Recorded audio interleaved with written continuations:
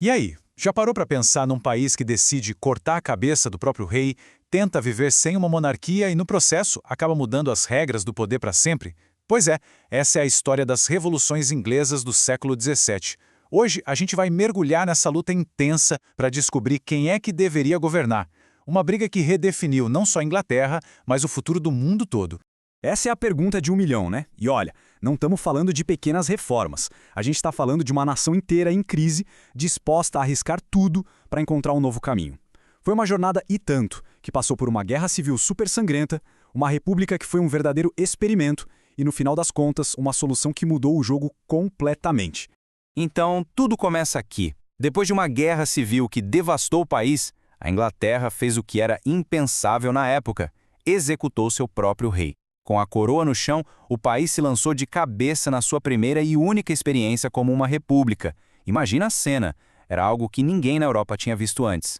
Nesse vácuo de poder, um nome se destaca: Oliver Cromwell. Um cara sem uma gota de sangue real, mas com uma liderança militar, assim, implacável. Ele assume o controle da nova república, a chamada Commonwealth, prometendo colocar a casa em ordem. E como é que ele conseguiu se firmar no poder? Basicamente com duas jogadas muito ousadas.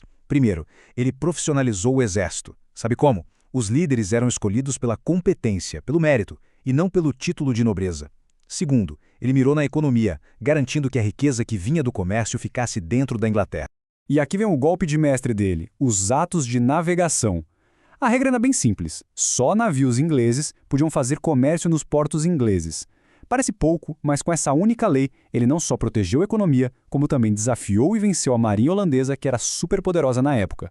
Com isso, ele estabeleceu um monopólio que seria, lá na frente, a base do Império Britânico.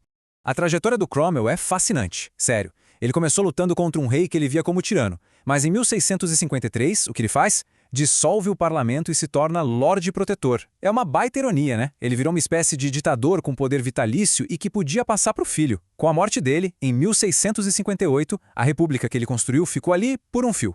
Mas, olha, essa revolução não era só sobre generais e políticos, não. No meio daquele caos todo, começaram a surgir umas ideias sociais incrivelmente radicais que questionavam a própria estrutura da sociedade. Ideias que o próprio Cromwell tentou reprimir, mas que nunca desapareceram de verdade. E aqui a gente vê bem esse choque de ideias. De um lado, tínhamos os levelers, ou niveladores, que representavam a pequena burguesia. Eles lutavam por igualdade de direitos e voto para todo mundo. Do outro lado, os diggers, ou cavadores, que eram os camponeses. Eles iam ainda mais longe, queriam uma reforma agrária radical, distribuir as terras. Eram dois projetos de futuro para a Inglaterra completamente diferentes sendo disputados. Bom, com o fracasso da República depois da morte do Cromwell, a Inglaterra ficou meio perdida, sem saber o que fazer. E aí eles tentaram uma segunda solução: trazer a monarquia de volta. Pois é, parecia um retorno completo ao ponto de partida. E por que voltar atrás? A resposta está na instabilidade. O filho do Cromwell, o Ricardo, herdou o cargo, mas, assim, não herdou nem o talento nem o respeito do pai. O governo dele foi um desastre, sabe? Curto, fraco e acabou deixando o caminho livre para a volta da realeza. E agora vem a grande ironia da história. O mesmo parlamento que tinha derrubado a monarquia agora estava convidando ela de volta. E quem eles chamam? Carlos II, o filho do rei que eles mesmos tinham executado anos antes. É uma reviravolta que parece até de filme, né? Mas esse ciclo de conflito, ele ainda não tinha acabado. Aquela pergunta fundamental, quem é que manda, o rei ou o parlamento, estava prestes a ter seu capítulo final.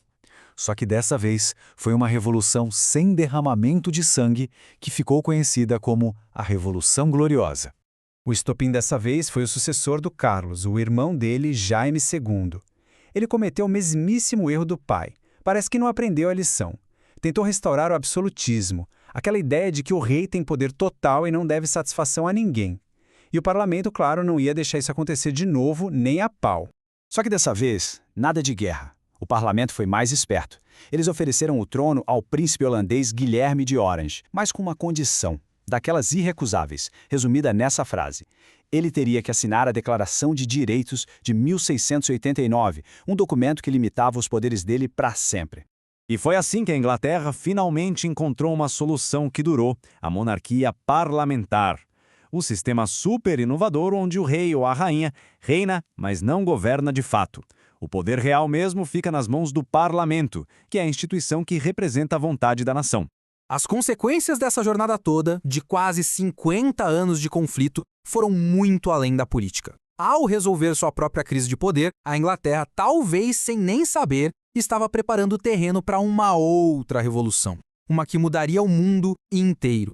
Vamos conectar os pontos aqui. O poder agora estava com o parlamento, que era dominado pela burguesia. E o que a burguesia quer? Fazer negócios. Então as leis mudaram para favorecer o livre comércio e o capitalismo, deixando para trás aquelas velhas práticas mercantilistas de controle do Estado. Foi essa mudança política que criou um ambiente perfeito para a Inglaterra dar o próximo grande salto, a Revolução Industrial. A história das revoluções inglesas mostra pra gente que a forma como o poder é distribuído define o futuro de uma nação. E isso, claro, nos faz pensar, hoje em dia, quais são as grandes mudanças, talvez mais silenciosas que uma guerra civil, que estão reescrevendo as regras do nosso próprio tempo. Fica aí a reflexão.